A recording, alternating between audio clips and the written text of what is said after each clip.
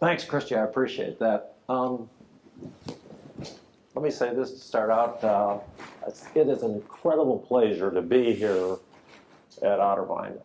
I cannot tell you, after 50 years in leadership, I thought I could retire. I retired last January, and I thought, I can retire. The stress is off. Life will be great. I'll play golf. I'll become a golf pro at 70, you know. It'd be cool, right?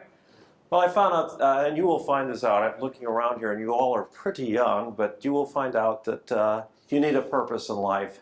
And unless you can play golf really good, you know, that's not enough of a purpose. So I've gotten involved a little bit with the university here, and it's kind of changed my outlook a little bit, and I'm looking forward to continuing association with Otterbein. And I can tell you, this is a happening little school. You do not get a presidential debate in a small school like this. So I don't know who did it, but I think you're looking at one of the people back there that was a major reason that this happened for this university. And your president, I've met a lot of university presidents over the years. He is one of the most personable people in the world. And what he's doing with the university is he's making it more than just pure academics. He's putting a community resource together, and it's becoming a real part of the fabric of the community here. I was fortunate enough to be manager in a town that also had a university. And if it wasn't for the university in the town, I think Tiffin might blow away, but it really makes a huge difference, and so I appreciate the invitation to get here, a chance to chat with you this morning a little bit and maybe share some stories with you. I'll probably talk to you for about 30 minutes unless I get long-winded, and if I get too long, get a hook, and I don't think that'll happen, but at any rate, it's a real pleasure to be here, and I'm excited about the opportunity to chat with you a little bit this morning about leadership and maybe stimulate a little bit of discussion here. My leadership story really started 50 years ago, but it really took off about 9 years ago. I had a friend, and you all know him, or if you haven't met him, how many people have actually met Kasich, Governor Kasich? A few of you have? Well, so you know him at any rate. So I had an opportunity about, I'd worked in the campaign a little bit. I'd known him for a long time, and I'll tell you how I knew him in a minute here, but knew him for a long time, and he decides out of nowhere, really, he was going to run for governor. Now, I will tell you, folks, you do not win a governor in the state of Ohio if you're running against an incumbent. If you look back, it almost never happens because you use the power of the governor's office to build relationships. And it's very, very difficult to defeat an incumbent, which we did, I might add. We didn't win by much. In fact, if I thought I'd have gone a few more weeks, I'm not sure we would have won. But anyway, we did win, and it was kind of shocking to me because he didn't really expect that to happen, and I'm not sure we really expected it for the longest time. As a matter of fact, I can remember the night of the election, we'd finally won, and they called it relatively early. And when you do one of those things and you've gone like crazy and you put every bit of energy into it, you're exhausted, but it was the euphoria of the evening and there was a bunch of people around, etc. And we'd won, but we looked at and one of the things I'll talk about is being in leadership, being prepared in advance. We were prepared in advance to govern. We had worked incredibly hard on that. And we were looking at the numbers back in 2010. Some of you are pretty young, but most of you remember 2008. Remember 2008? Everything tanked, and it took state and local government funds takes a while before they feel the impact of a recession. And 2008 was a recession. So the state was in pretty bad shape in 2010 when we won. As a matter of fact, I don't know if you've heard this before, but we had an $8 billion shortfall. We had a budget that was $8 billion out of balance. And if you're in state government, you're not the federal government, you cannot run deficits. And so how are they running a deficit? Well, they were playing floats and tricks and things like that. So $8 billion deficit was in front of us. So I can remember the night of the euphoria and everything else like this, and a bunch of people are sitting around, and I don't remember exactly who it was. One of the people that would later be in the cabinet said to John that evening, after D4 was wearing off a little bit. He says, well, what will be your first act as governor? And he looked at him and he said, that knowing what we had, he says, I think I'm going to demand a recount. It was that bad. It was really struggling. So I can remember being with him and I thought, oh God, do I really want to go? I'd retired at that point too. And I said, do I really want to go back into that pressure cooker? Because it is a pressure cooker. But I decided, you know, what a wonderful opportunity. And the thing I would tell you folks is when opportunities present themselves, jump sometimes. Just jump. You have to do that. And leadership is stressful, but it is a wonderful thing in life, and it makes you feel alive in life. And that's a very important thing. So at any rate, I remember he came to me and he said, well, you're going to retire and come back to work for me. I said, yeah, I think I probably will. So I did the famous walk in the woods, and if you ever got one of these leaders and you go for a walk in the woods, it's where decisions are made because you walk along and you sit and chat. And he said, well, what do you want to do? And I said, I was one of the very few people that had worked and had a lot of government experience. I was assistant director in two big departments, Department of Transportation and Job and Family Services, which were wonderful opportunities in their own way. But I was one of the relatively few that actually works all the way up through the system and goes into a cabinet director. So I said, well, I probably should go to administrative services. Now, are any of you familiar with state government at all? Anybody? A couple of you?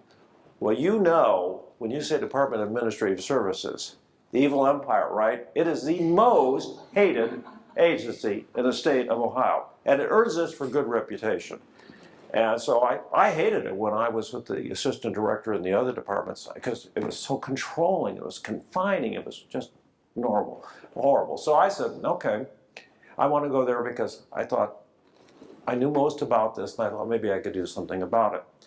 And I thought it had to go one of two ways. And the point I would make to any of you that are in leadership is when you take these positions and you get a position like this, have a purpose, have a goal, think about that which you want to do with it. Because once you get into these positions, things are flying at you so fast, you have a difficult time deciding where you want to go. And if you don't have a roadmap in your head of at least some thoughts about that, you will struggle hard. I mean, it can be done just by going every day by the seat of your pants, but it's better to have a plan. Well, I did. I thought Department of Administrative Services had to go one of two ways. Either we had to get out of the 26 other agencies' business, or we had to take over some of the responsibilities that was not central to their mission, more than what we already had been. Well, I probably drank the Kool-Aid, and I went to take over war. It wasn't me, but I had people around me. We went to decide to consolidate. We did more in the consolidation effort. You know why? Because we had to. The only way you save money is through efficiencies and through consolidation. So one of the major consolidation efforts that we made, and remember we were facing an $8 billion shortfall, and as Debbie will tell you, we kind of hit the state and local government pretty hard, but it wasn't the only thing we hit. You went into cabinet meetings and it was a nightmare because we had a couple of cabinet members said, cut, cut, cut, cut, cut, and we did cut. We cut a dramatic amount. But we did it strategically. We just didn't do the meat hook approach. We tried to figure out where we could do this because some things we were going to increase. One of the areas which we changed dramatically was in the area of IT. Is anybody an IT person in here? IT can be a nightmare. The IT department and the state's IT was pretty much, most of it was, the infrastructure was mostly run on the Department of Administrative Services. But we were running 26 separate entities throughout the state in our IT area. We had 19 email systems. I should tell you, Ohio State has like 100 email systems, but that is horrible. And the reason it's horrible is because you got 19 administrators, you got 19 servers doing certain things. You can't even talk together. You can't schedule together. It is a terrible waste. But more importantly than that, we had over 30 different data centers. We were only running our computers, there's central processing unit, we were only using of these servers, we were using less than 10%. And we didn't even know how many servers the state had. It turned out when we finally added them all up, we had over 9,600 servers. And they were spread all over the place. Energy was a nightmare, and we had a major league building that wasn't even being used for this. We had a 210,000 square foot data center that the number one use was storage. I'm not talking about computer storage. We were storing Christmas trees. It was unused. It was a great building, but the problem with it is each agency had their own director, and my God, they were guarding their computer systems like you wouldn't believe. Well, we brought it out of their hands. I'm very proud to say we got it down to one data center. And most importantly, what was happening is when I took over, 80 cents out of every single dollar was going to IT infrastructure. That switches, routers, things you don't even see, servers. It's not the stuff that you guys use. The stuff that you guys really use is the application side of things, the programs that interface with the general public. It was a terrible waste of money. And frankly, we compared ourselves to other states. We weren't good. It needed to be reversed. You needed to spend 80% of the applications and 20% on the infrastructure. Well, when I finished, we didn't quite get there, but we were close. We got it down to one data center, which I might add we co-managed, which was unusual. We did a half state and half private sector. We brought IBM in, and at the end, we were saving around $200 million a year in operating cost. And that's every single year. So you add it up over the years. It's those sorts of things that you have to do to get government to work. I've often said, if you give a government too much money, it'll spend it. And so and you've heard this said before, and this is in leadership, never waste a crisis. Never waste a crisis, because you can make things happen like crazy in that situation. When you got money, you just throw money at it, it's no big deal. But when you don't have money, you better make things work. And that's where leadership comes into play. It's huge. So dramatic changes we had, and it wasn't my department only. We did it in every department. We reduced state employment by, I think it was something like 6,000 people. Every single department you looked at, we made things different. I'm very proud of the fact one of the things which we opened up, has anybody heard the term Lean Six Sigma? If you get a chance, I would implore you to type in Lean Ohio and look through that Six Sigma and Lean that we did in the state which we opened up. I can remember the first day I said to Kasich, I said, we have got to do something. Lean Six Sigma makes things work. And if you ever get a chance to take it, if you ever get a chance to be a black belt, which is Lean Six Sigma, please, please, please look at the opportunity. Because if you're in leadership, if you have a black belt, that really is kind of the essence of leadership, really. It teaches you so much. But you can do these things and make things work. However, I will tell you, leadership does not come without a certain amount of stresses. I will tell you that my blood pressure when I was assistant director, was low. After about 8 years of this, it went off the charts, because leadership does come with stress. Let me give you a couple of examples of stress that I faced when I was over there in Department of Administrative Services. I can remember one evening, it was Friday, I'd been home, I was out with dinner with my wife, and I got a phone call from our Chief Information Officer. And you'll appreciate this. He calls up and he says, I think you're going to have to talk to the governor tomorrow. And I said, what? Well, we were the states. We consolidated the stuff together, but that comes with a price. We had a licensing system for all of the state's licensures, doctors, lawyers, accountants, you name it. We were breached. We thought we were breached. We thought we lost 1,000 Social Security numbers. I'm sorry, not 1,000, 1,000,000 Social Security numbers. Now, you haven't lived until you think you're going to tell the governor, oh, by the way, we had a breach yesterday and we lost 1,000,000 Social Security numbers. That is pressure. That is stress. Turned out we lucked out. It was so hard to get through the system, hard enough to get through the system, that we caught it in time, and we only lost like 3 Social Security numbers, and they were never used. We bought them insurance, so we got through it. But I had a very sleepless night, and I'm sure that my blood pressure peaked like crazy that day. But that was not unusual. That was unusual, but every day something happened. Another example of something that was somewhat of a nightmare is one of DS's responsibilities is property management for the state. And not all the buildings were property we managed, but most of them. The big towers downtown, if you've ever seen Rife and Rhodes, was managed through our department. Toledo has a tower which we managed, Akron has a tower which we managed, and Cleveland a tower we managed. Well, if you get into property management, that in itself can be difficult. Right on my floor, we had a person that got sick one day. I was on the 40th floor of the Rhodes Tower downtown, and that's a 40-story building, has over 2,000 employees in it. It's big.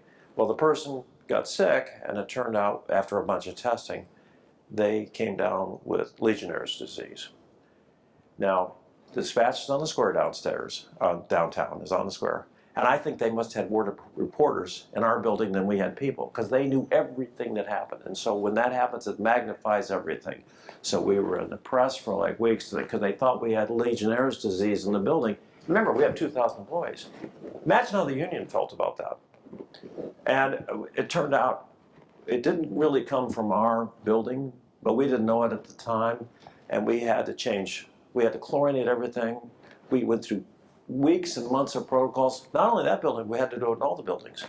And every day you'd wake up in the morning and the press would write, state screws up, has Legionella disease in their water. And, we couldn't find it either. Turns out, I became more of an expert on Legionella than I ever wanted to be. If you go down to the creek over here and you take a scoop of water out, you'll find Legionella bacteria in that. It's so minute and so minimal that it doesn't affect you. But when you get into this, you have a terrible time finding out where it's coming from. And you're testing and every day.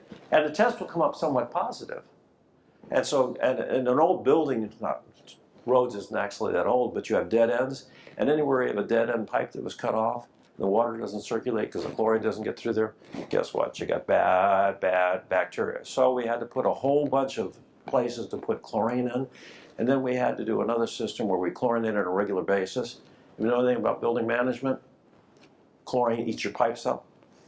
That's not good for a building if you're eating your pipes up. So you want to chlorinate as minimally as you can because you don't want the building to fall apart. So it was not a good day. It was weeks. That was weeks. And the other thing that happens when you have an old building like that and you have elevators, you do not want to get the chief of staff trapped in an elevator for 30 minutes. That's not a good situation, Debbie. That's not good, but it happens. So you get on the phone and you work things out, and you try to do all of this stuff with leadership, and it makes life interesting. The worst thing about life, and you'll find this as state employees, towards the end you'll say to them, "Wow, how's it going?" And then they'll say to you, "I only got 2 years to go." It's like being in prison. That is not a good situation. As a matter of fact, what I would implore you folks to do in leadership, there's one thing I think that you have to work on in a leadership position. And I'm talking about, and you can find leadership positions from any position, but especially when you get to the top, the most critical thing is culture. You get a chance to change the culture of a situation, and you can do that through leadership. And what you want in a culture situation is you can't be a manager, you can't be everything. It has to happen through other people. And you can tell a good culture from a bad culture. Let me tell a good culture. There's one thing you have to look at when you go into these, if you ever get a chance to do it. And I was what's called a Malcolm Baldrige examiner.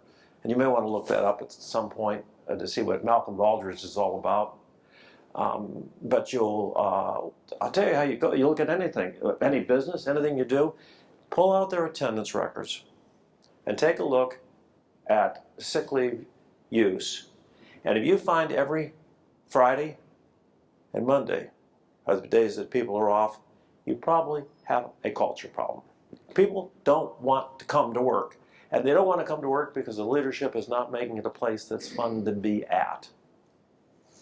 Give you what I used to preach on this all the time. I used to call it Bonanza Night.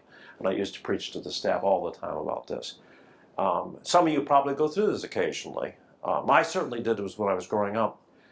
The Sunday night blahs, the Sunday night chills, the Sunday night fevers, You know, you get Friday night, you get to go out, go to your party, and you know, life's kind of take care. And you live for the weekends. That is no good. You're on this earth too short a time just to live for the weekends. And so Sunday night rolls around and you haven't done your homework, or you got a professor. Are you a professor, sir? You look like you might be one that's had beard. Very. Sunday night rolls around. Come on in, sit down. Just giving, okay, well, we lost him. At any rate, Sunday night rolls around and you sit there and think, oh God, I gotta go to work tomorrow and it's a horrible situation. That shouldn't be that way. You should go to work and say, gosh, what can I learn and what can I do differently? And as a leader, you can do a lot with culture. You can make it better. One of the things I remember, I always look for things like this. And I think that as a leader, you gotta look to this. I held a staff meeting one day. I did crazy staff meetings. People wonder why I did this. It wasn't maybe a great staff meeting, but I held it on the 40th floor, outdoors, on the top of the Rhodes Tower. Wind's blowing, the girls' hair is blowing all over the place, and papers are flying around like this. And all people, you know, were on the 40th floor, and we had the falcons flying around us and everything like that. But it was, the reason I did it wasn't wasn't anything about work that day. It was come to work and do something different. Find it fun. Every day we can find something fun to do. We can be alive so that we're not at the end of our careers going like this. And you guys that are in leadership, it won't be that way because life will come alive for you. There's things you can do. One day I knew the director of natural resources, was obviously a cabinet person with me, and I got him to bring in a bunch of birds of prey. What in the world does that have to do with the Department of Administrative Services? People were looking at me, what are you doing? Nothing really other than the fact that they maybe go home and they would talk about how cool it was to see an owl or a falcon or something like that. It was just to do things differently to make things come alive. It's crazy. Now, and you can tell leadership and culture not only by looking at attendance records, but there's other things you can do when you look at it. First of all, strategic planning. If you go into an agency, to Malcolm Baldr's Examiner or whatever, you say, show me a strategic plan, and they don't have one, or they have one that is just meaningless words on a piece of paper like, I want to be the best. Well, everybody's strategic plan does that. You need a strategic plan that sets a blueprint for where you're going. So it is not, if they don't have it, you know, they probably are not got a good culture situation. You can survive without a plan, but it's not nearly as good as if you had one. So if you ever get into a management situation or a leadership situation, which you are, you can tell good culture from bad culture. It always amazes me the number of situations that have a bad culture. It's shocking because it's not hard to figure that stuff out. The other thing you can do is you can do surveys. I always did a quality work-life survey. I just basically asked people if they love their jobs. You know what? People are remarkably honest. They'll tell you. And then if you got everybody saying, I hate this job, I can't stand it, you got to figure out what to do about it. Because you can do things about it. I will tell you, you have pods and areas of some. And I had, yes, I didn't make everything perfect. I had some pods that I couldn't fix. I didn't know how to fix them. Everybody was just grumbled, they hated life, and they would work. And it was just, nothing came out of that. And it cost me a lot of grief. In fact, we were in the paper. You won't remember this, but I certainly did. I was on it wasn't me, it was the agency. For months and months and months was on the first page of the Dispatch on a Sunday morning over our IT contracting. It was a disgruntled work unit. They hated their jobs. They bitched and complained about everything, and again, the Dispatch is right next door, and those reporters loved to write about it. It was a nightmare, but I didn't fix it. I couldn't figure out how to fix it. Because if you have to fire somebody as a leader, and you do occasionally, sometimes it's just necessary, but you somewhat failed. I mean, you probably got a person in the position that shouldn't have been in the position to begin with, and why did that happen? Somebody didn't figure out who the right person to hire was. They were disgruntled. And if you get too many people into a group like that, it'll take that whole group down. You've probably been in situations like that. You've probably been there and said, oh God, I can't stand coming into here because that person's going to complain. So a leader can change a culture. He can make it more positive. He can add a bunch of, and there's a whole bunch of lists I wrote down on what makes a good leader and what makes a bad leader. And there are lists of things like that that you can put down. One of the things I worked on occasionally, and a lot of people, we got in trouble over this over at transportation at one point. We did team building exercises, and I'm sure you do a bunch. I'm sure you guys have done a bunch of team building. Team building is fun, but it's not so much that suddenly you're going to become a great state employee. It's because you learn to work in groups, and that is critical. I did the things like you've done Myers-Briggs, I'm sure, a bunch. What color am I? Yeah, I'm sure you've done those exercises at times.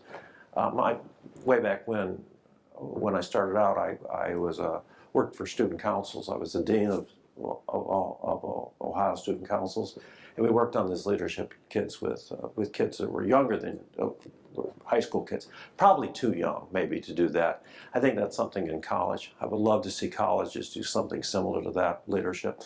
But at any rate, let me digress for a little bit from there, and I'll tell you just a little bit more about DS, then maybe I'll give you just a few minutes on my life stories, and I won't spend too long because I want to give you a chance to ask some questions.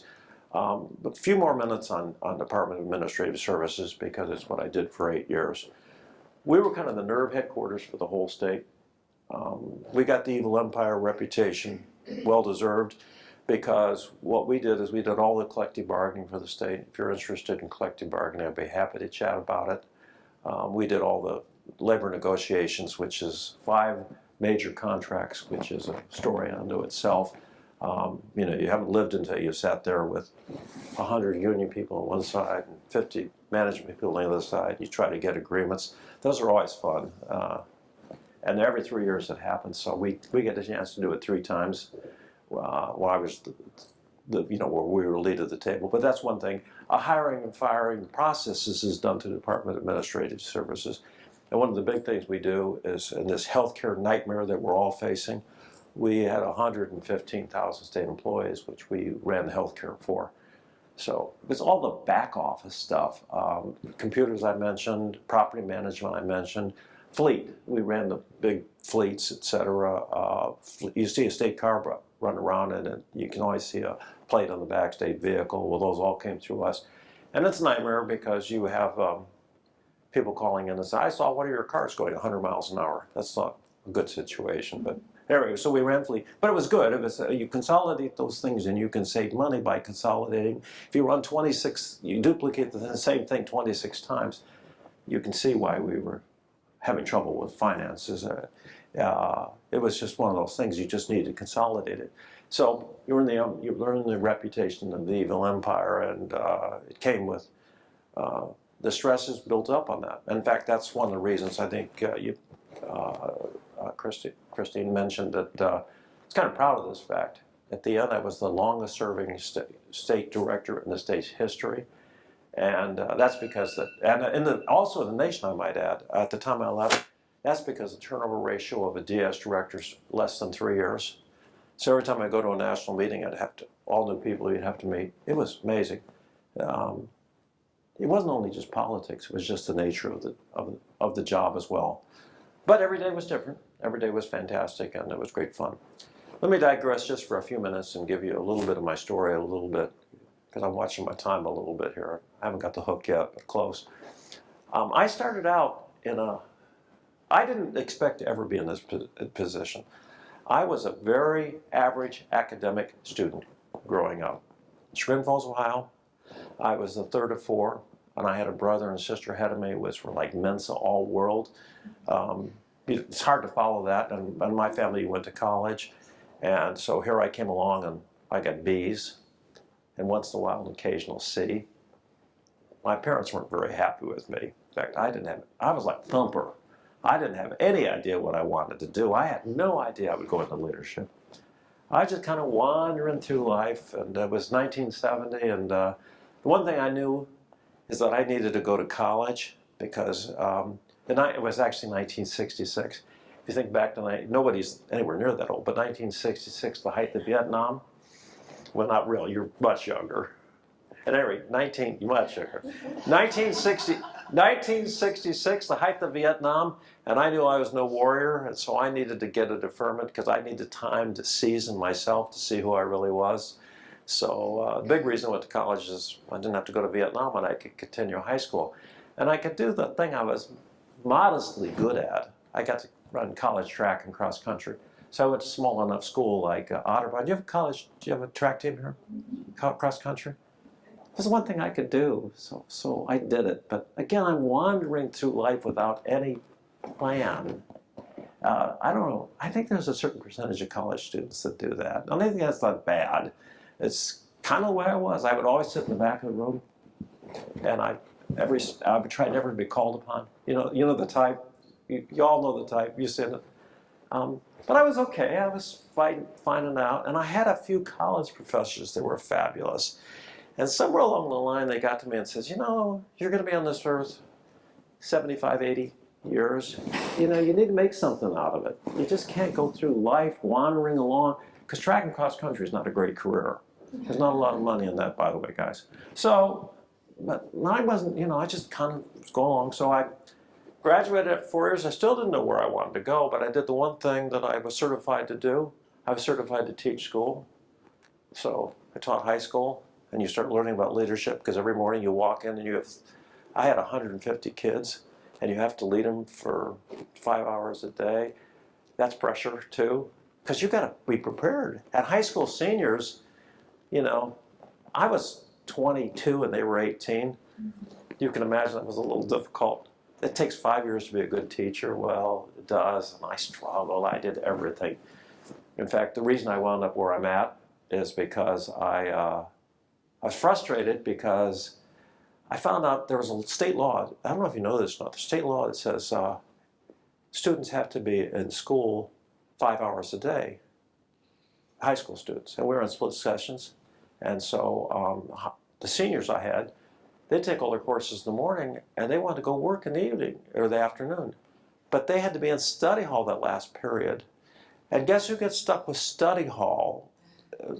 The young teachers. So I felt like a prison guard walking up and down the aisle making them put the paper footballs away. You ever do that? Yeah. Do you ever play dots in study hall? Do you ever do that? It shows you my childhood was bad, but at any rate, they didn't want to be there.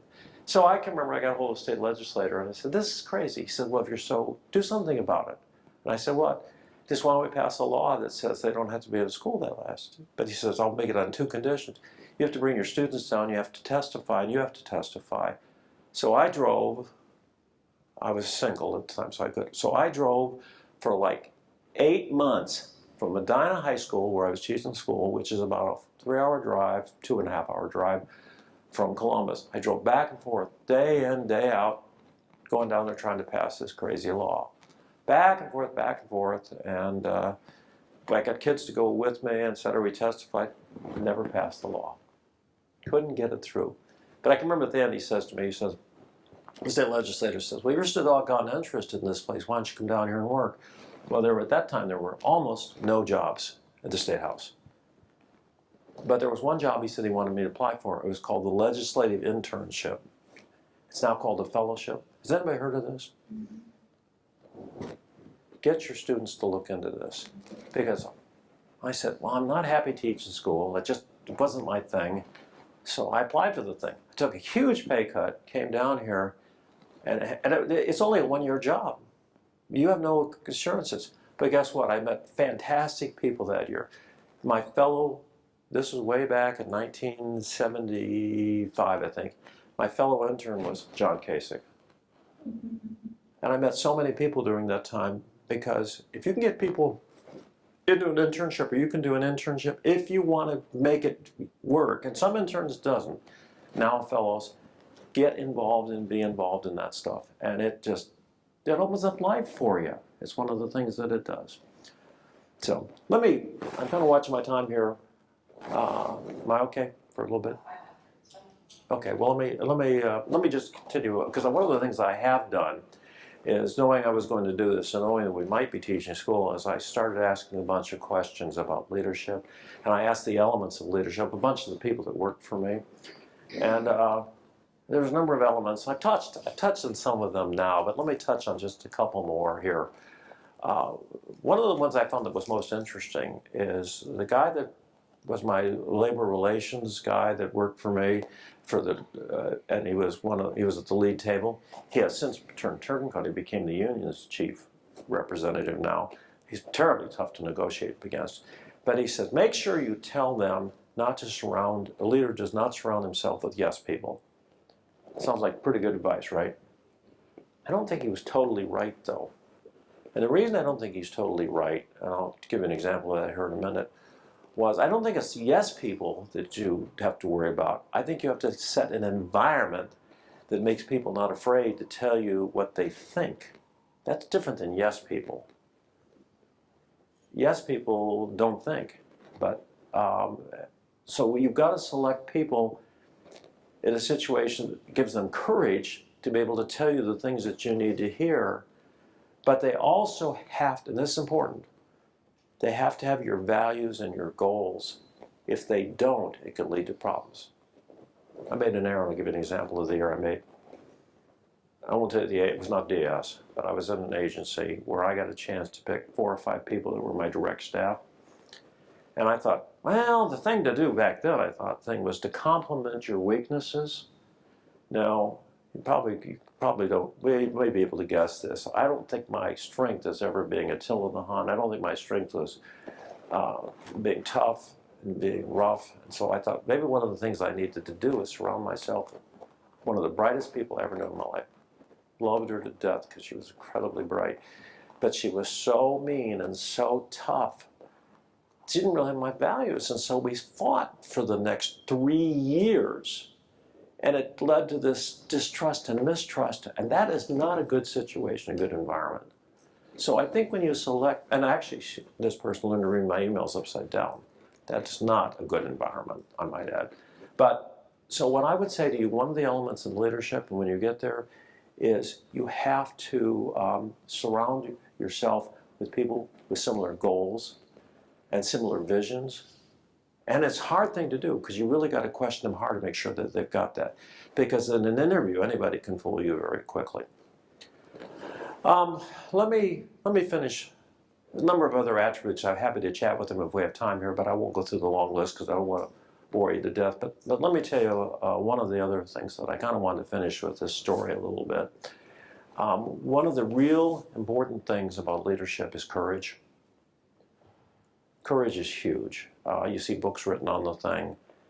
But somehow you got to build the business of courage because not everything works out the way you think it does. Let me give an example of my story about courage. Tiffin, Ohio. I'm young. The mayor was young. They used to call him the boy mayor and young Bob. We used to get that reputation by city council. But we loved city council. City council was fun. I loved that job. At any rate, Tiffin, Ohio. Has anybody ever been through Tiffin, Ohio? Of course. You've been through, my God, well, a couple. Heidelberg College, great thing we got to go on, but Tiffin's in the middle of nowhere. There's no interstate. It's a county seat, but it sits in this farm community. And it was about 20,000 people. So young Bob and the boy mayor came in, and we decided we're going to make this place a happening place. We're going to make it cook. We're going to bring economic development.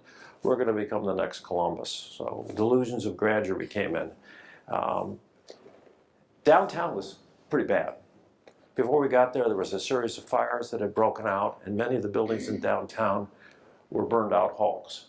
So one of the ways that you try to make things better, and you will have, I don't know that Upper Arlington did this or not, but we had a very unique well, it wasn't unique, it was a downtown. We did the fabled downtown streetscape. And if you've been in a bunch of Westerville has one.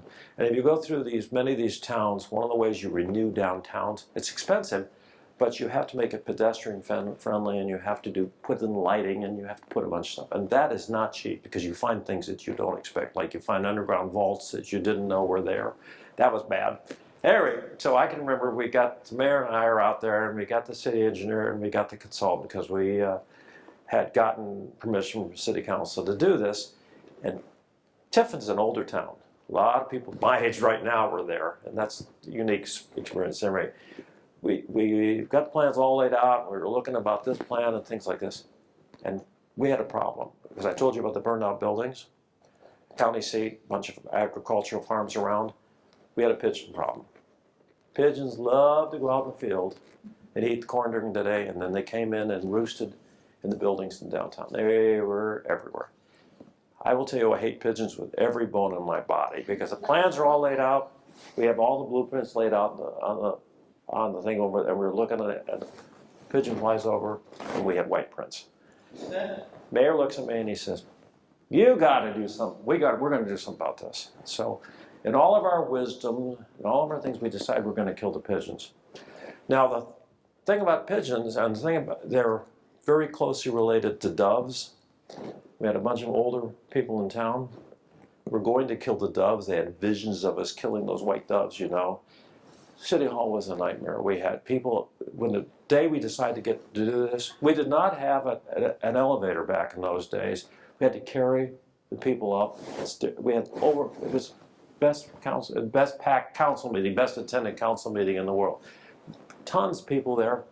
It was just filled. But we got through it, and we said, yep, we're going to do this. So the mayor says to me, how are we going to do this? So now remember, I'm a smart young man, and I think I'm going to feed. So I go down to Columbus, the big city of Columbus, and I find a pest control company, and we bring them up, and we hear them out. And we contract with them, and there's a way to do this. The Shawn Hotel, big hotel, burned out. The upper floors were wide open, pigeons. He said, well, what you do is you break out some more windows, and you get all the pigeons to come in, and you feed them corn. And you get somebody in the same uniform, a couple people, you put them in the same coveralls, and you go up there and you feed them for weeks and months, and you get every pigeon, it's like a smorgasbord for them, right, to come in there. And then what you do is you do the fateful deal, you change the corn, you put the corn up there, but you lace it with strychnine. Pigeon problem solved, right? Did not know there were some problems here that happened. First thing that happened, I decided, because we knew we had a PR problem, I'm bright, I decided I'm going to do it in Super Bowl Sunday. You know, there's nobody out running around, they're all watching TV, you know, we won't have a problem. And it's fantastic. So, that sounds good to me, we'll do the Super Bowl Sunday. But here's what we didn't know. Pigeons do not swallow corn right away. They put it in their crop, and they also fly. So we have thousands of pigeons flying with strychnine-laced corn in their crop. I don't need to tell you what happened. The bad thing also is, this is back in the day and the age when people don't have anything to do, so they had police scanners. The Super Bowl Sunday's on there, police scanners on there, and this is what you heard all day long. I got one down at 4th and Vine, there's one down at Perry Street. It was Chicken Little falling out of the sky. They fell all over the place. It was a nightmare. I got to tell you, you haven't lived until you've done that. It was bad. I can remember also, about 2 days later, some lady comes in, puts on my desk a box. I said, oh, this isn't good. Open it up, dead cat. They said the cat got into ate the dead pigeon. Pigeon gave it strychnine, it died. So I actually had the cat, I don't know what you call it. I had the cat autopsy. I had a local vet that did it. It turned out it did not die from strychnine. It had parasites. So we were okay on that. Got through it, but you got to have courage, and not everything works out the way you expected us. So let me stop there and see if you guys have any questions that you might have. Yes, ma'am. You know, we got rid of them for a long time, and then what happens is the streetscape happened and more people moved in downtown, and the problem wasn't nearly as bad afterwards. There's still some, but it wasn't nearly. People were there, and so we could close up the buildings. The buildings got reused, and if you go through town, it's not as bad. You know, they get rid of them. You know, it helps in Columbus a lot. I don't know if you know this. There's peregrine falcons in Columbus. Yeah, they were on our building, and peregrine, they have enemies, and they can disperse them a little bit, and the peregrine falcons will take down a pigeon. So there's still a problem. Actually, you don't know this. On the State House down there, that was bad. The State House was bad. If you ever go down there, if you're ever downtown, if you look, there's little prongs that come out on the ledges there. You know why those prongs are there? They keep the pigeons from roosting. Because pigeons are a nasty rooster, and they have pretty good diseases, pretty heavy toxoplasmosis, I think is the disease that they carry. But if you get too many of them, and if you get too many of them crowded together, the disease builds up.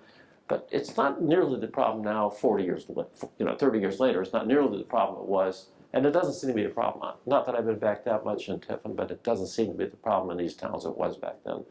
So, you know, and they're naturally they shouldn't, you know, you go into, you ever seen people in New York City feeding them? It's a bad thing. You don't want that to happen. Feeding any wild animal is probably not good. But anyway, did I answer your question? Well, probably when you're in the State House, before they put the atrium over, Yep. you get from the House to the Senate. Yep, that's where they were real bad, yep. Yeah, you had to have an umbrella. Yep. Because otherwise, it wasn't because of rain. You did not want to walk across. Because my offices, when I was an intern in K6's office, was in the annex, which is the old Supreme Court building, and you would have to walk across sometimes, a lot off, over to the State House. That walk was perilous, because if you had a suit on, that was a perilous walk. So yeah, they were real bad, but they didn't put the atrium in, and a lot of that's gone because you can walk underground the whole way. Actually, downtown Columbus, you can walk underground a lot of the state buildings. There's a lot of underground passageways down there. It's not Cincinnati, but it's pretty good. You can actually get a place to eat in the rain, so it's pretty good downtown. So anyway, anybody else? Any other questions? You might have? Yeah. Tiffin, I think, struggled as a lot of the small towns in Ohio. I'm curious your thought about why you think they struggled and what did the state do to help them? Well, first of all, they don't have the workforce is not big enough to some extent. Plus also, people don't want, the businessmen, when they bring in their businesses and they want to, I worked for a thing called Development Committee. When these site selection people, they don't even really look at you. And there's a number of reasons why they don't look at you, but what these businesses want is they want good schools, they want something to do, a nice golf course, they want to be around other people. They just don't really look at the cities as well. And then these cities are silly. Now I hope Westerville isn't doing this, but they might be. Westerville probably could get away with this. Pickerington did this. You go out and you hire a development director. You pay him whatever you can. Do you guys have did Upward? Yeah, we do, Upward. Well, here's so shut your ears here for a couple seconds. Can you shut your ears for 2 seconds? The problem I see with that is you pay a guy, they struggle, they might pay him 80, 90, maybe 100, 1,000. And so you bring the big business in, the guy that's making $1 million a year, and they just have a hard time relating to them. We wooed and tried. What was the big company that wound up in Minnesota? The Taiwanese company that does the cell phones and things like that. I can remember. We brought him into the cabinet meeting because we were going to show him a big deal. Brought him in the cabinet meeting, and Casey's up there chatting with him, and we have an interpreter back and forth. We had no chance of getting them. They were going to go to a big airport. They were going to go to the amenities. You know, the fact that we made the list was pretty exciting, but our airport wasn't big enough. And they wound up in near Minnesota, Minneapolis. But I got to tell you, mixed bag. Minnesota mortgaged their future to this company. They had to give them so much to get them, and you wind up doing that for businesses. So I got to tell you, Tiffin, Ohio competing against Upper Arlington is going to win every single time. It's got the amenities, it's got the workforce, it's got an enormous university. Westerville can compete. You got Otterbein, you got a beautiful downtown, you got a workforce, you got things happening here. You got a president that brings in a national debate. I mean, come on, you've got it happening here. But Tiffin, you just don't have enough to sell, unfortunately. And you can't do it by bringing in a development director being paid and probably paid $60,000. So it's not fair to him or her to do that. They'll try. You know what we got? I was there for 4 years. Let me tell you our big advancement. We got a fireworks factory, which I might add, we were scared to death was going to catch on fire. So yeah, he got rid of the pigeons. Got rid of the pigeons. But that's why they struggle so hard. And, you know, they're out of their desperation, city councils. They're desperate to bring something in. And we've talked about this before. You know what they wind up doing? The tax abatement stuff is a real bag of worms for people. Because people get mad about it. The tax in Columbus, Ohio, there's tax abatement. I participated in several myself. You probably don't remember this. You guys might remember this. Remember Inland Fisher Guide? Do you remember the big plant where the casino is located? Yeah. Remember that? I got to participate. That's not in the city, by the way. That's in the township. Did you know that? At any rate, I got the chance to do a big tax abatement there, and I'm development committee. I'm down there with city council. Or, no, it was with the commissioners, who I knew well, Jack Folk and Roger Tracy, and I can't remember the lady's name. But I'm over there working to death, and I get them to give a tax abatement to them. They lasted about 4 years. They went out and they gave them a tax abatement. So all the money we tried to give them never worked. It's a very mixed bag, and the councilwoman back there will tell you, she knows how tough this is. That's a mixed bag when you do this, and you got to be very careful because you're going to have the schools mad at you because you're giving away their money, even though the businesses aren't going to school. They view that as their money, and it's a real rough thing. And you're going to have a fight. Did you see where Amazon was going to New York City, but they lost it because the fight broke out? They will not go into a community that's fighting and warring. Even New York City can't do it. So I don't ever want to be a development director. I worked for what was called the development committee, and we built infrastructure. It was different than the development director. And Columbus was different. Columbus, it's one of the real spots in Ohio that's working pretty well, for the most part. It's got a lot of attributes, but Tiffin, Ohio, you just don't have enough to sell is the problem. Did I answer your question? No. No, I did not. Well, it's Appalachia. I just drove through Appalachia when we came back. It's Well, they're all over Ohio. yeah. All the small ones are over. All the small yeah. towns are dying. They are. I'd like to say that's gonna. There'll always be a certain amount there. And what you try to do is you try to get the leaders that are there, try to get civic pride going, because then they'll keep it going. But if you lose the civic pride, that's why this university is so helpful here. Civic pride helps a lot. Cheryl's never going to move out of Westerville. You're going to have Cheryl's Cookies here for a long, long time because she's proud of Westerville. The people here are proud. That's what the Ross Leadership Institute. It helped build pride in the community. They want to stay. They see each other on the golf course. Tiffin, Ohio didn't even have a good golf course. And that's what they do. You go out there on a Sunday and they're all chatting about it and they love their communities. And civic pride and the leaders that you do have, it's probably more important to work in the industries you do have, making sure that they set up and do well and expand than to bring new ones in. It's probably a better time spent doing that than the other, because you just give away so much to the others. So anyway, I just think it's a real rough thing. And talk to the council people. They'll tell you there's an awful quarrel when it comes to that. So what else? Yeah. When you're in a big organization, Yep. like administrative services, Yep. and you're trying to change culture, Mhm. you only touch so many people. That's right. You keep it from being top. What I wound up doing is I built a team that would do this. I empowered some younger people. You'll find this out as a leader, as a big organization. I can't know what was going on. I did not know where the romantic liaisons were. I was definitely opposed to that. But you have 1,000 people, you're going to have some of those. I could not know who was mad at who was mad. It didn't matter who was mad, but it did matter, I guess, a little bit. So what you need to do is, I developed an arm over there. She's still there. I love her to death. I talk to her all the time. I developed somebody I knew that knew the heartbeat and the pulse of the agency. She was likable. She'd get around. Actually, you ever read the book Management by Walking Around? I would tell you one other thing. For whatever reason, so many public leaders don't read a management book. These books are really pretty good. Managed by Walking Around is a good thing because you get the pulse and but they're still not going to tell you. These other people will. I saw one director, I'll tell you who it was. I saw one director, I was not good at this. I saw one director that was actually good at this. Jerry Ray would chat with the director, and he would run all over the state. I would staff this for him once in a while because I worked for him. And he would sit down and he would say to people, what's going on wrong or bad?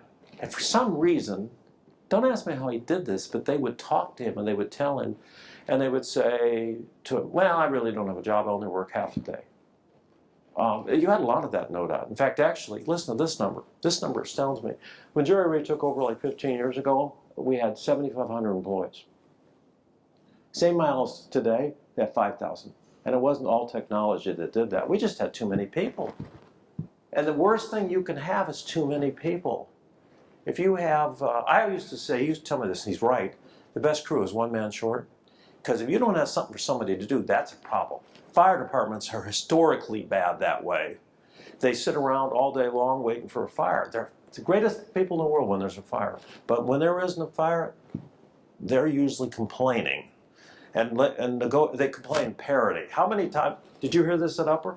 Did you hear the parity issue between fire and police? And they want to be paid the same, and yet they work more hours, but those hours are different hours. So they fight like crazy. But that's because, frankly, there's not enough work for them to do.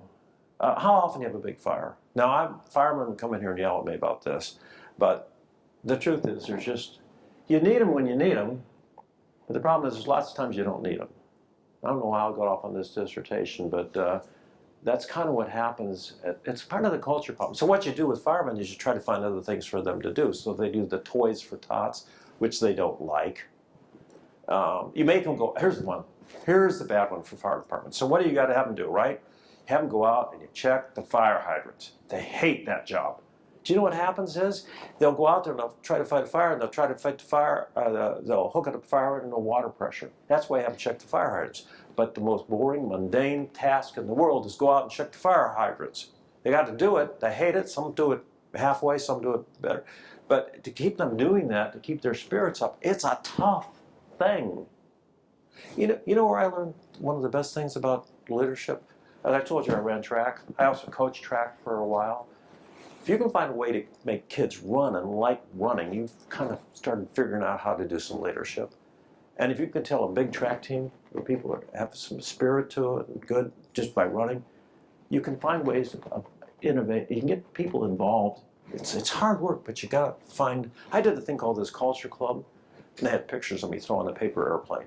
You know, again, I thought Casey could kill me for that, but it was kind of a culture thing. Get people involved. Come to work. I can't emphasize enough this culture thing. Any of you make culture work because you're going to be a leader someday. You got to figure a way to do this, and that's hard work. But there are ways to do it and motivate them. She's getting up, so I say I've run past my time. Get the hook. Go for the hook. Thank you all. I've enjoyed chatting with you. So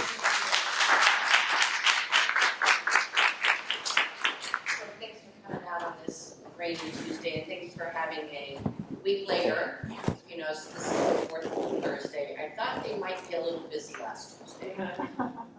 And, you know, John, you know, President Comerford and Christy said, oh, no, it'll be all right. And I went, no, I'm not going to do that. I'm just not going to do that. So thank you for coming a week later. We'll have one in November. We'll get invitations out. And thanks again for this morning. Hopefully this will be out soon.